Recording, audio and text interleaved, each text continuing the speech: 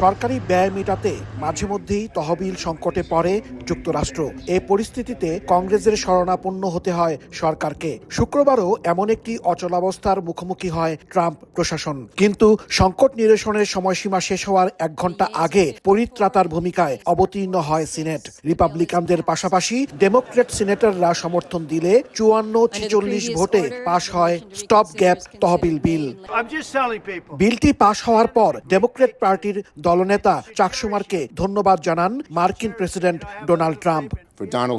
এদিকে রিপাবলিকানদের আনা বিলের পক্ষে ভোট দেয়ায় নিজ দলে সমালোচনার মুখে পড়েছেন চাক শুমার সহ 2 ডেমোক্রেট সিনেটর। তবে চাক শুমার বলেন, শাটডাউন হলে কেবল কয়েক মাসের জন্য চ্যালেঞ্জে পড়তেন ট্রাম্প, কিন্তু এতে সরকারি কাজে নিয়োজিত মার্কিনীদেরই ক্ষতি হতো। বিলটি পাশ হওয়ার পর এটি এখন হোয়াইট হাউসে পাঠানো হবে, আর ডোনাল্ড ট্রাম্প এতে সই করলে সেপ্টেম্বর পর্যন্ত সরকারি অচলাবস্থার নিরসন হবে।